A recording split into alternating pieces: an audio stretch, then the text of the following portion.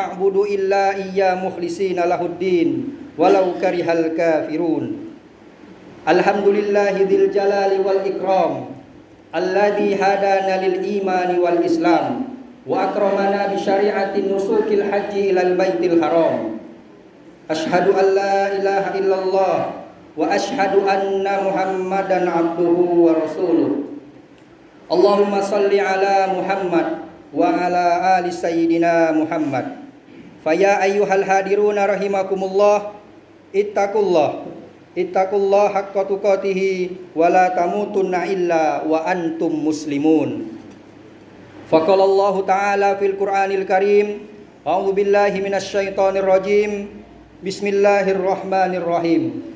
Ya abatif al ma tu'mar, satajiduni insyaallahu minas sabirin. Shadaqallahul azim.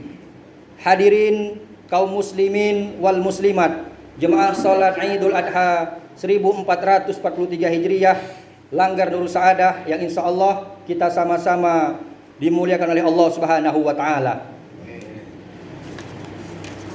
Tiada kata yang pantas, yang terhias, yang terlepas dari bibir seorang hamba yang serba terbatas, kecuali untayan kata syukur atas segala nikmat dan karunia yang luas, yang senantiasa diberikan tanpa batas, sehingga tidak bisa ditulis di atas kertas.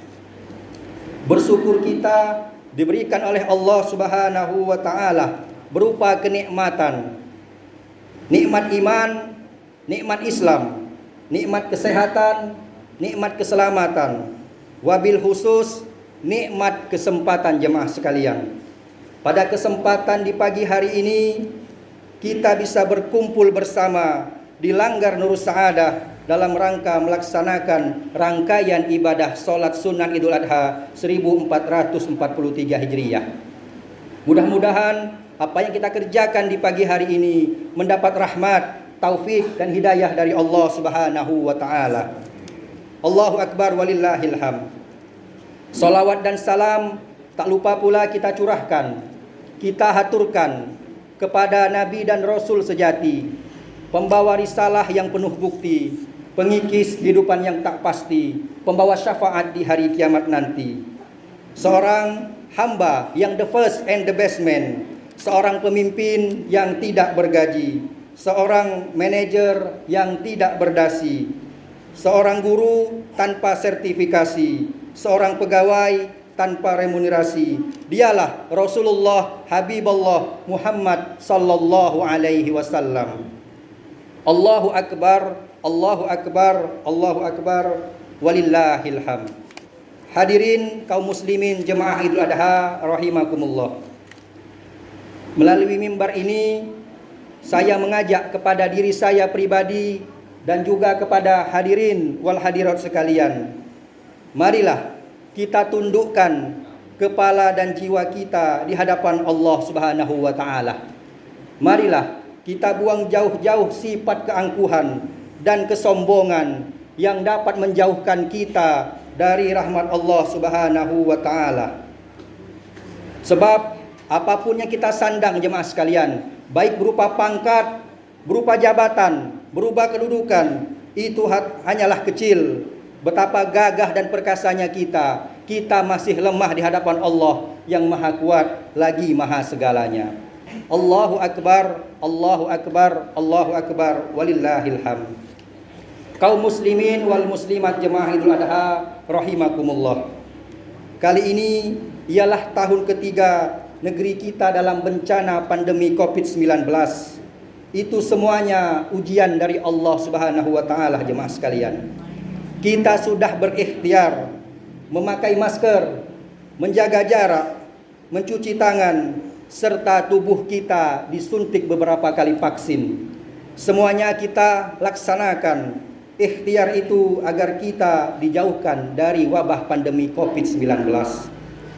Kita yakini ini ialah ujian dari Allah Subhanahu wa taala jemaah sekalian. Untuk kita tetap meningkatkan ibadah kepada Allah, meminta pertolongan Allah. Apakah sabar dan tidaknya kita menghadapi ujian ini jemaah sekalian?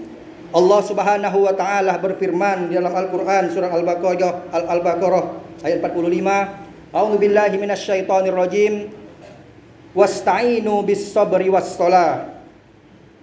Artinya, jadikanlah sabar dan salat sebagai penolongmu. Allahu akbar, Allahu akbar, Allahu akbar. La ilaha illallah, Allahu akbar, walillahil hamd. Telah kita ketahui bersama saat ini dari semua dan kalangan, baik remaja, orang tua, anak-anak menggunakan HP Android atau disebut dengan smartphone. Di dalamnya terdapat beberapa aplikasi media sosial seperti Facebook, Instagram, Twitter, WhatsApp, TikTok, dan anak-anak sering memainkan game online. Media sosial menerima informasi yang beraneka ragam jemaah sekalian. Saat ini tidak hanya memberikan dampak yang positif, akan tetapi memberikan juga dampak yang negatif. Allahu akbar walillahil hamd. Khatib menghimbau kepada jemaah sekalian, marilah kita berhati-hati dalam menggunakan informasi yang beredar.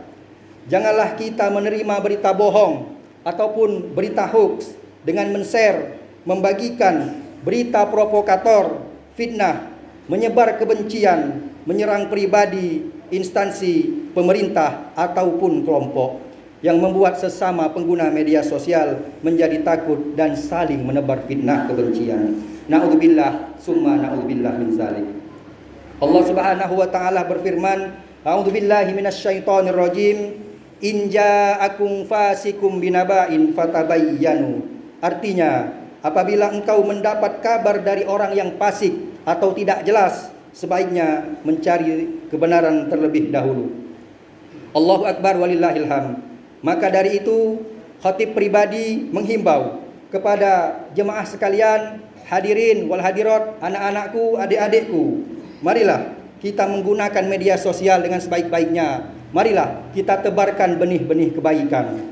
Allahu akbar, walillahil hamd.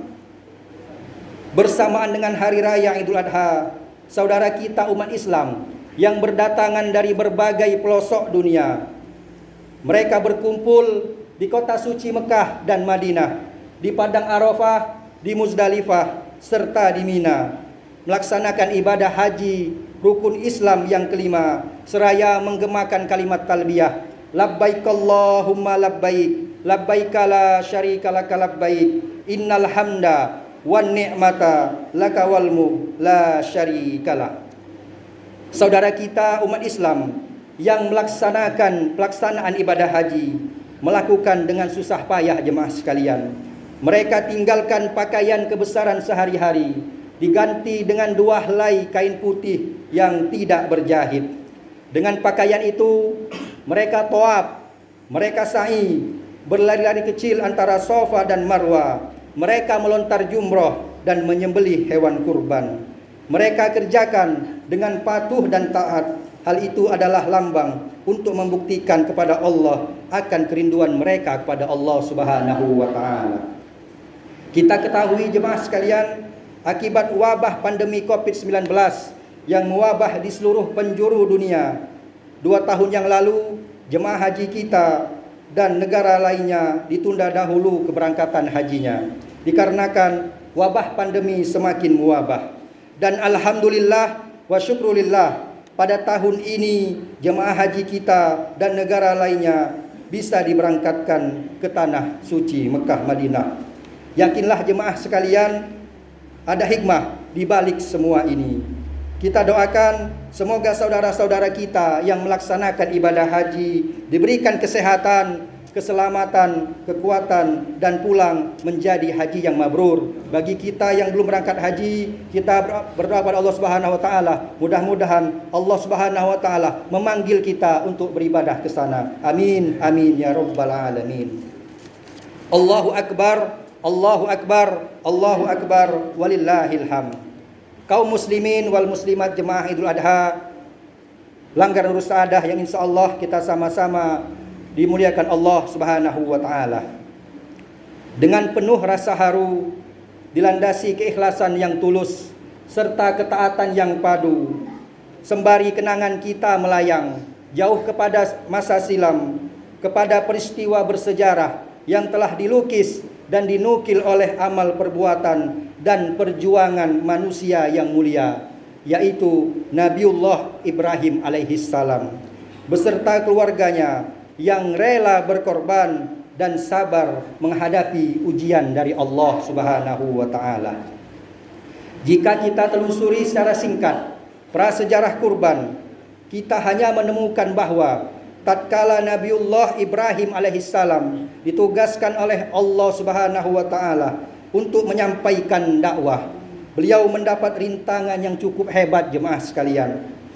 Sehingga pada suatu ketika beliau terpaksa meninggalkan kampung halamannya, mengembara dari satu tempat ke tempat yang lain. Pada tiap-tiap tempat yang beliau kunjungi, beliau selalu dibenci dan dipersoalkan. Walaupun jiwanya terancam, namun semangatnya untuk menegakkan agama Allah tidak pernah pudar, jemaah sekalian. Di samping itu pula kesetiaan yang ditunjukkan oleh istrinya yang bernama Siti Hajar, senantiasa mengikutinya di dalam situasi, di waktu suka maupun duka, menjadi teman tertawa dan kawan menangis Nabi Ibrahim alaihissalam. Namun ada satu hal yang mengganjal dalam pikiran dan nurani Nabi Ibrahim, yaitu suami istri tersebut belum memperoleh anak ataupun keturunan yang akan meneruskan generasi mereka.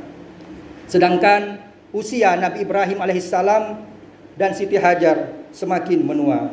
Nabi Ibrahim senantiasa khawatir, jemaah sekalian, seandainya ia kelak dipanggil oleh Allah Subhanahu wa taala, tak ada putra yang menyambung keturunannya, tiada pula yang melanjutkan cita-cita dan perjuangannya, jemaah sekalian.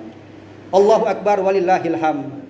Berkat doa Nabi Ibrahim dan istrinya Siti Hajar, akhirnya mereka dikaruniai seorang putra yang diberi nama Ismail, atau lebih kita kenal dengan Nabi Ismail.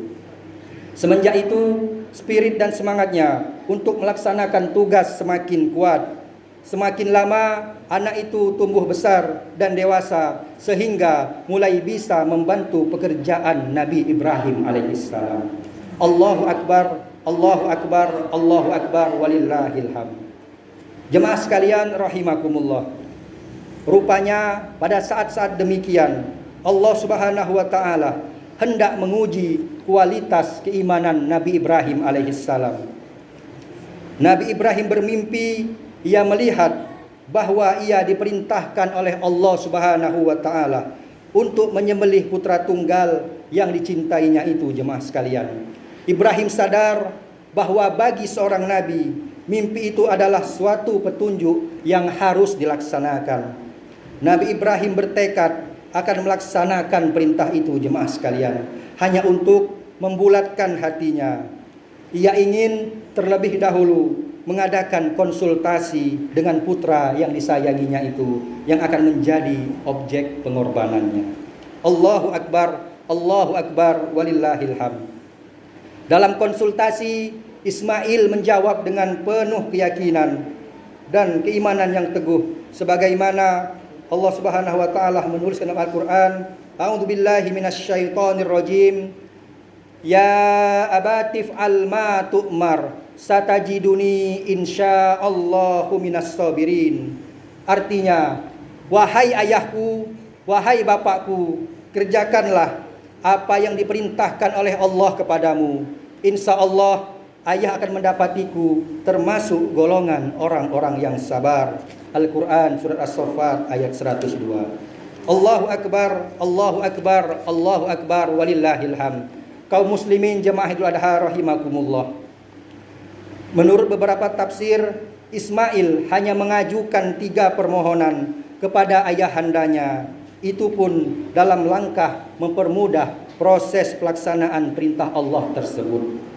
Pertama, hendaklah pisau yang dipergunakan pada saat penyembelihan diasah terlebih dahulu tajam-tajam, supaya proses penyembelihan berjalan dengan lancar dan cepat. Yang kedua, hendaknya mukanya ditutup dengan kain agar ayahnya tidak bimbang ketika melaksanakannya. Yang ketiga, jemaah sekalian, hendaklah baju yang dipakainya, yang tentunya akan berlumuran darah, dikirimkan kepada ibundanya yang tidak hadir pada saat pelaksanaannya, untuk menjadi kenang-kenangan yang lestari tentang ketabahan hati dan keridhoannya menghadapi maut demi untuk menjalankan perintah Allah Subhanahu wa taala. Allahu Akbar, walillahil hamd. Tibanya pada saat penyembelihan, menyaksikan tragedi penyembelihan yang tak ada bandingnya dalam sejarah umat manusia. Malaikat Jibril alaihissalam menyaksikan ketaatan keduanya setelah kembali dari surga dengan membawa seekor kambing kibas atau kambing yang besar. Kagumlah ia seraya terlontar darinya suatu ungkapan, Allahu Akbar, Allahu Akbar, Allahu Akbar. Nabi Ibrahim menyambutnya, La ilaha illallah, Allahu Akbar.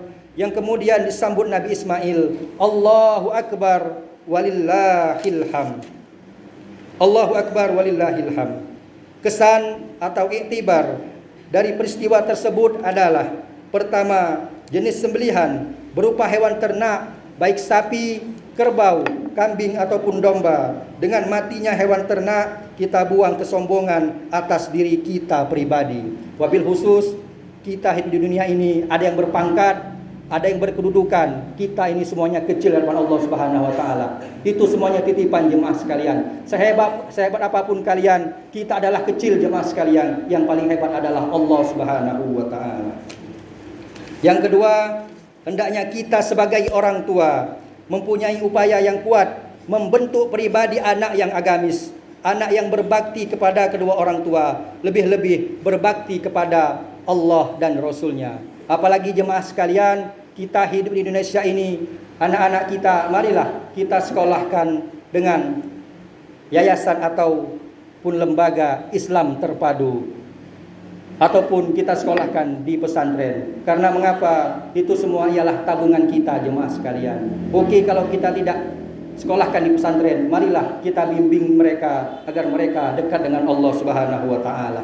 Jemaah sekalian, yang kita harapkan untuk anak kita ialah menjadi anak yang soleh, menjadi anak yang solehah jemaah sekalian. Tidak usah jauh-jauh anak kita suruh menjadi ustadz, menjadi kiai. Kita utamakan dahulu ketika kita meninggal nanti, anak kita lah yang mendoakan kita. Allahumma gfirli wali walidayya warhamhuma kama rabbayani shaghira. Allahu Akbar, Allahu Akbar, Allahu Akbar, walillahil hamd. Terlepas dari masalah pengorbanan, marilah kita merenung sejenak jemaah sekalian, mengingat pengorbanan kedua orang tua kita yang telah banyak jasanya kepada kita jemaah sekalian, mendidik, mengasuh kita, membesarkan kita sampai saat ini. Khususnya pengorbanan jasa ibu kita jemaah sekalian, ibu kita yang telah mengandung 9 bulan. Jemaah sekalian, ketika ibunda kita mengandung, kita dibawanya kemana-mana. Ketika kita tidur, kita diawasinya. Sungguh besar pengorbanan ibu kita. Jemaah sekalian, ketika kita terbangun, ketika kita gelisah, ibu kita khawatir kepada kita jemaah sekalian. Dia ke pasar, kita dibawanya. Dia pergi ke sawah, kita dibawanya. Na'udzubillah summa na'udzubillah kalau kita melawan kepada ibunda kita. Ia rela berkorban mati-matian dari dia mengandung sampai kita lahir. Di saat dia mengandung jemaah sekalian, ibu kita memegang perut anaknya. Wahai anakku, engkau nanti akan lahir menjadi anak yang soleh. Wahai anakku, ketika lahir nanti engkau menjadi anak yang berpangkat. Wahai anakku, ketika lahir nanti engkau akan menjadi anak yang berbakti kepadaku. Sehat-sehat ya nak. Di dalam perut saja ibunda kita telah memberikan omongan ataupun ungkapan kepada anaknya yang di dalam perut. Jemaah sekalian, alangkah teganya kita jemaah sekalian kalau kita melawan kepada ibunda kita. Begitu juga pengorbanan ayah kita, bekerja keras, rela banting tulang, siang jadi malam, malam menjadi siang. Beruntunglah kalian, wahai anak-anakku, wahai adik-adikku, saudara-saudaraku yang kedua orang tuanya masih hidup. Marilah kita sayangi kedua orang tua kita sebagaimana kita disayanginya sewaktu kecil. Kasih sayang kedua orang tua kita jemaah sekalian tidak akan terbalas sampai kapanpun jemaah sekalian. Walaupun kita menghajikan mereka berkali-kali, mengumrahkan mereka berkali-kali, akan tetapi kita tidak bisa terbalas kasih sayang kedua orang tua kita.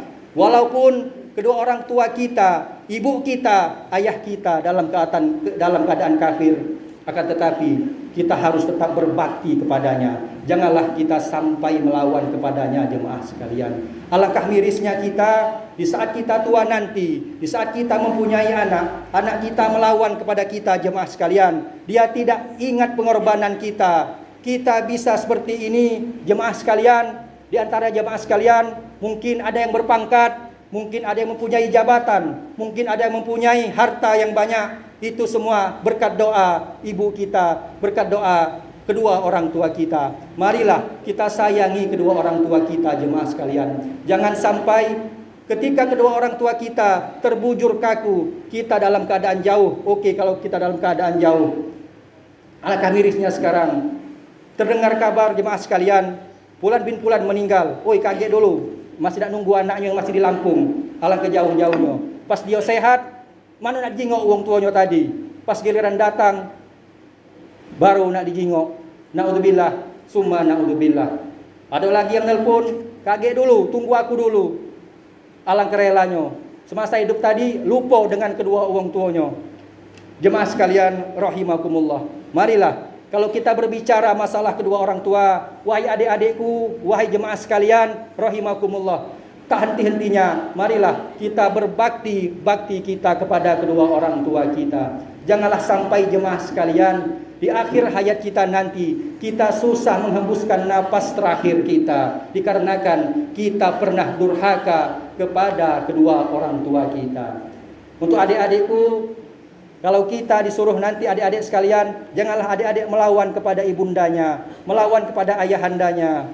Apalagi sekarang musim HP Android, sibuk dengan main game online, sibuk membuka TikTok. Ketika orang tuanya menyuruh, nak tolong beli ke dulu caluk di pasar sana, nak tolong beli ke dulu caluk di warung sana. Apa jawab anaknya tadi?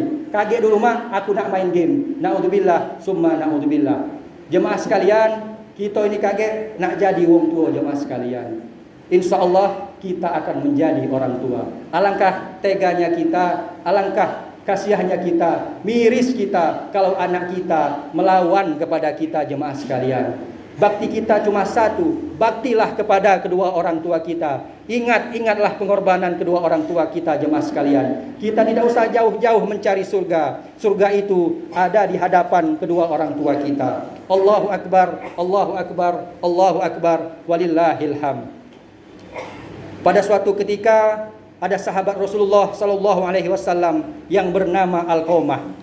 Alqamah ini sahabat Rasulullah sallallahu alaihi wasallam yang pandai beribadah, gemar beribadah, sahabat yang soleh. Akan tetapi ketika saat menghembuskan napas terakhirnya, ketika Alqamah ini dalam keadaan sakit keras, dia susah, jemaah sekalian, menghembuskan napas terakhirnya. Mulutnya terbata-bata. Para sahabat melihat keadaan Alqamah ini, jemaah sekalian. Kemudian sahabat Rasulullah SAW bertanya kepada istri Alqamah, wahai istri Alqamah, apakah masih ada ayah dari Alqamah ini? Ternyata ayahnya telah meninggal, jawab sang istri. Apakah masih ada ibunya? Iya, kata istrinya, Alqamah ini masih ada ibunya dan mertuaku masih hidup. Allahu Akbar, Allahu Akbar. Kemudian sahabat menemui baginda Rasulullah sallallahu alaihi wasallam, menyampaikan perihal tersebut, bahwasannya, ya Rasulullah, Alqamah ini dalam keadaan sekarat, ya Rasulullah. Dia susah menghembuskan napas terakhirnya. Kemudian Rasulullah SAW bergegas menemui Alqamah ini. Miris Rasulullah SAW melihat keadaan Alqamah. Ketika Rasulullah membimbing Alqamah, akan tetapi Alqamah ini tidak bisa mengucapkan syahadat asyhadu an la ilaha illallah wa asyhadu anna muhammadar rasulullah. Mulutnya kaku, jemaah sekalian. Kemudian Rasulullah SAW bertanya kepada istrinya, wahai istri Alqamah, apakah ibu Alqamah ini masih ada? Ya, ya Rasulullah, ibunya masih ada, tinggal di desa sebelah. Kalau begitu, kata Rasulullah, aku akan menemui ibundanya. Ketika sampai di kediaman Ibunda Alqamah, Rasulullah SAW menghampiri ibunya.